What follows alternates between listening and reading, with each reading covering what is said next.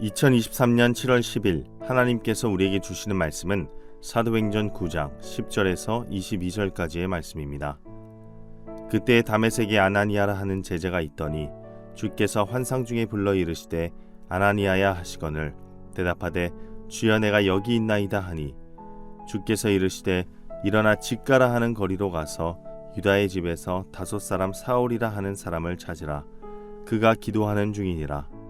그가 아나니아라 하는 사람이 들어와서 자기에게 안수하여 다시 보게 하는 것을 보았느니라 하시거늘 아나니아가 대답하되 주여 이 사람에 대하여 내가 여러 사람에게 듣사온즉 그가 예루살렘에서 주의 성도에게 적지 않은 해를 끼쳤다 하더니 여기서도 주의 이름을 부르는 모든 사람을 결박할 권한을 대제사장들에게서 받았나이다 하거늘 주께서 이르시되 가라.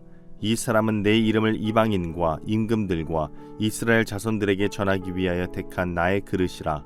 그가 내 이름을 위하여 얼마나 고난을 받아야 할 것을 내가 그에게 보이리라 하시니 아나니아가 떠나 그 집에 들어가서 그에게 안수하여 이르되 형제 사울아 주 곧 내가 오는 길에서 나타나셨던 예수께서 나를 보내어 너로 다시 보게 하시고 성령으로 충만하게 하신다 하니 즉시 사울의 눈에서 비늘 같은 것이 벗어져 다시 보게 된지라.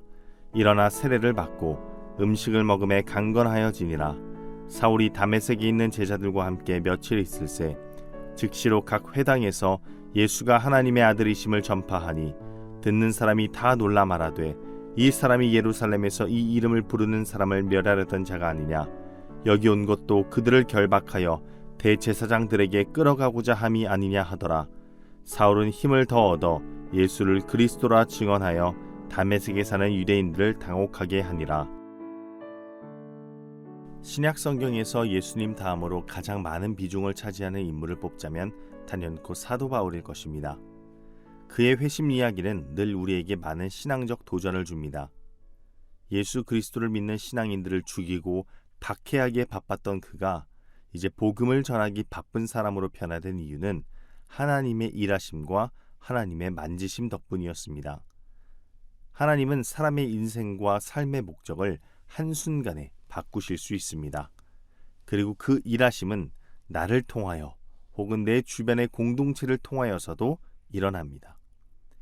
사울이 변화되는 그 첫 번째 과정에서 하나님은 아나니아를 사용하셨습니다. 아나니아는 환상 중에 예수님의 음성을 듣습니다.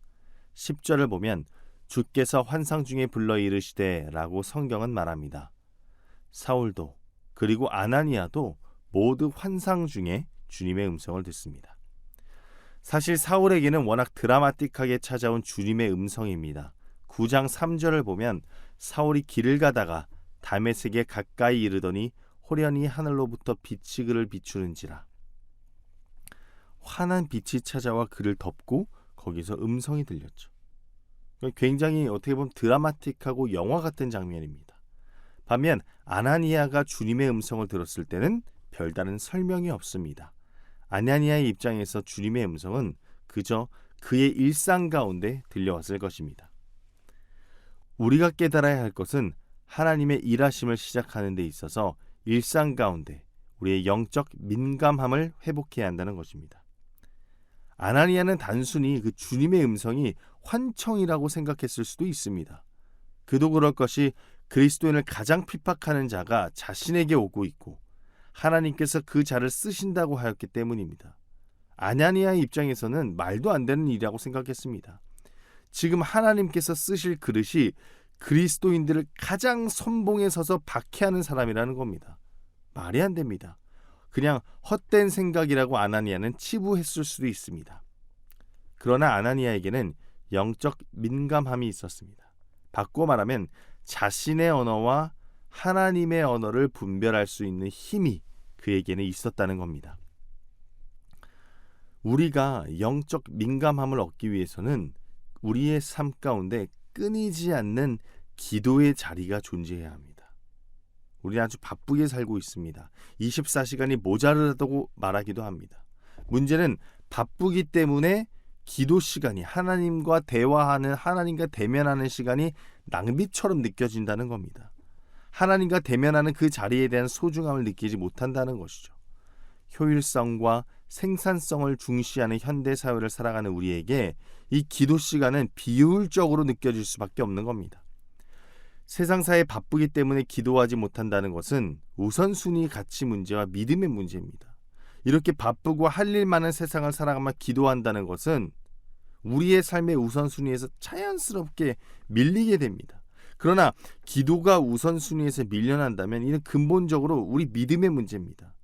보이지 않는 영적인 세계에 대한 믿음이 부족한 겁니다. 그러나 신앙은 근본적으로 보이지 않는 하나님의 존재를 믿는 겁니다. 눈에 보이는 것보다 보이지 않는 가치를 더 우선적으로 고려해야 한다는 겁니다. 바빠서 기도할 시간이 없다고 말한다면 불신의 고백과 다를 바 없습니다. 그 바쁜 삶도 주관하시는 주권자 하나님을 신뢰하는 믿음만이 이 바쁜 삶을 넘어설 수 있고, 그 믿음은 바쁜 중에서도 무릎을 꿇는 것으로 표현될 수 있습니다. 오늘 본문의 아나니아가 바로 그런 사람입니다. 그렇게 그는 제자로 불렸고 일상의 어떤 상황 속에서도 주님이 보여주시는 환상 속에서 주님의 음성을 들을 수 있는 영적 예민함이 있었습니다. 왜요?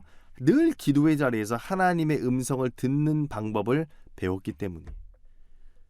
근데 우리의 도전은요, 이 영적인 예민함을 갖고서부터 시작됩니다. 늘 사모하는 자세로 하나님의 음성에 귀를 기울이는데 그 하나님의 음성이 가끔씩은 우리의 마음을 굉장히 힘들게 할 때가 있다라는 겁니다. 아나니아가 그랬습니다. 그에게 들려진 하나님의 말씀은 그의 마음을 참 어렵게 했습니다. 그리스도인들을 살기 등등하여 죽이려 한 자를 어떻게 해요? 맞이하라는 겁니다. 이미 사울은 주님의 음성을 듣고 아나니아에게 가는 길이라는 겁니다. 아나니아 입장에서 두렵습니다. 떨립니다.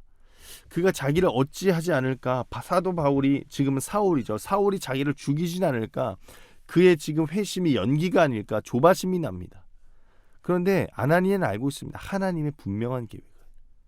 그리고 하나님은 그 계획을 사울 본인과 아나니아에게 공유하는 겁니다. 무슨 계획입니까?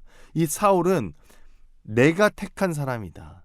택한 사람에 대한 계획이 있다는 걸 우리는 알 수 있습니다. 우리도 마찬가지. 하나님은 우리를 향한 계획이 있습니다. 그리고 그 계획은 즉흥적으로 만들어낸 게 아니라 하나님께서 창세전부터 치밀하게 계획하신 거랍니다. 때로는 그래서 우리가 그 하나님의 계획을, 하나님의 인도하심이 이해가 가지 않을 때가 있을 겁니다. 아나니아도 그렇죠. 아나니아는 사울의 인도하심 이해하지 못했습니다. 어떻게 그런 사람을 씁니까?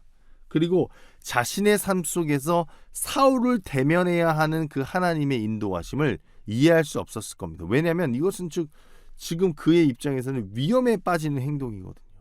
그러나 사울과 아나니아의 만남은 하나님의 관점에서는 어떻습니까? 복음이 더 속도를 내어 전파되는 시발점이 되는 만남이었습니다. 그러니까 이 모든 것이 하나님의 계획하신가 인도하심이었다라는 겁니다. 그렇습니다. 하나님의 계획은 우리의 생각 그 너머에 계십니다. 때로는 우리는 우리의 이성과 논리가 하나님의 계획보다 더 우위에 있다고 생각될 때가 많습니다. 아나니아도 자신의 지혜와 경험으로는 사울이 하나님께 어떻게 쓰임받을지 이해할 수 없었습니다. 아니 그가 사울이 복음을 들으리라고는 상상하지 못했습니다. 그런데 하나님의 계획하심 앞에는 타협이 없습니다. 아나니아의 항변에도 주님은 15절에서 말씀하십니다. 주께서 이르시되 가라는 겁니다. 하라는 대로 하라는 겁니다. 고집을 피워봤자 우리만 진이 빠지는 겁니다. 그리고 아나니아의 두려움을 아시기라도 한 듯 16절에서 바로 말씀하십니다. 그가 사울이 내 이름을 위하여 얼마나 고난을 받아야 할 것을 내가 사울에게 미리 보여주겠다. 그러니까 사울은 내가 알아서 갖고 가겠다. 내가 알아서 겸손케 할 것이다. 이것은 나의 영역이라는 겁니다. 하나님의 영역이라는 겁니다. 그러니까 두려워하지 말고 자기 명령에 따르라는 겁니다. 아나니아는 그냥 하나님의 명령에 순종만 하면 되는 겁니다. 그러니까 하나님의 일을 함에 있어서 그분의 하나님의 백업은 늘 우리 곁에 있을 거라는 겁니다. 주님이 우리를 부르셨으니 주님이 책임져 주실 거라는 말이죠. 아나니아는 이제 주님이 말씀하신 그리고 본인이 가장 두려워했던 그 상황을 이제 직면합니다. 사울이 옵니다. 그러니까 아나니아가 이제 긴장을 하겠죠. 그러나 아나니아의 두려움을 알기라도 한들 어때요? 바로 그곳에서 하나님이 역사하십니다. 일하십니다. 사울의 눈에서 비늘 같은 것이 벗겨지고 그가 다시 보게 되는 겁니다. 그리고 어떻습니까? 바로 사울이 세례를 받습니다. 주님의 자녀가 됩니다. 그리고 그 즉시 사울은 변화가 일어납니다. 각 회당에서 예수님이 하나님의 아들임을 전파했고 많은 이들이 놀랍니다. 그리고 우리가 아는 사도 바울의 본격적인 행보가 시작됩니다. 곁에 있던 아나니아는 바울을 보면 뿌듯해했을 겁니다. 그리고 점점 그 시간의 흐름 속에서 하나님의 계획하심이 한치의 오차도 없음을 다시 한번 확인했을 겁니다. 어쩌면 아나니아는 신약 성경에서 사도 바울의 이야기 속에 잠시 등장하는 사람으로 여겨질 수 있습니다. 그러나 일상의 영적 예민함을 유지하지 않았다면 그가 사울을 맞이할 수 있었을까요? 아나니아는 일상의 영적 예민함을 유지하고 그 가운데서 하나님의 말씀에 순종했습니다. 그리고 그의 헌신이 있었기에 사도 바울은 주 안에서 변화가 되었습니다. 사랑하는 여러분, 우리 삶 가운데 변화를 기대하고 기다리고 계십니까? 하나님의 일하심을 경험하고 싶으십니까? 믿음으로만 들을 수 있고 믿음으로만 바라볼 수 있는 주님의 음성을 듣기 원하십니까? 일상에서 영적 예민함을 회복하시기 바랍니다. 그리고 그 가운데서 주님의 음성이 아무리 내 생각 가운데 두렵고 떨리는 것일지라도 나를 부르신 하나님이 나를 끝까지 책임져 주실 것이라는 믿음으로 순종하며 나아가시기 바랍니다. 그때 주의 일하심을 경험합니다. 그때 주님을 통한 내 인생의 참된 변화를 경험하게 될 것입니다. 기도하겠습니다. 창세전부터 우리를 하나님의 자녀로 부르신 하나님의 그 놀라운 오차 없는 그 계획에 우리가 하나님께 영광 올려드립니다. 하나님의 그 계획하심 가운데 우리를 사용하여 주시옵시고 그 가운데서 우리가 늘 영적 예민함을 회복하여 일상 가운데서도 늘 하나님 대면하기를 그치지 않는 주의 자녀들 되게 하여 주시옵소서. 예수님의 이름으로 기도합니다. 아멘.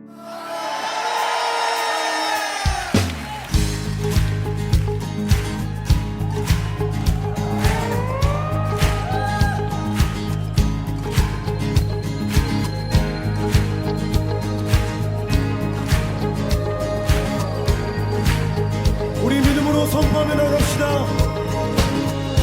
예수 열방의 소망, 예수 우리의 위로자, 주는 온 땅의 영원한 소망,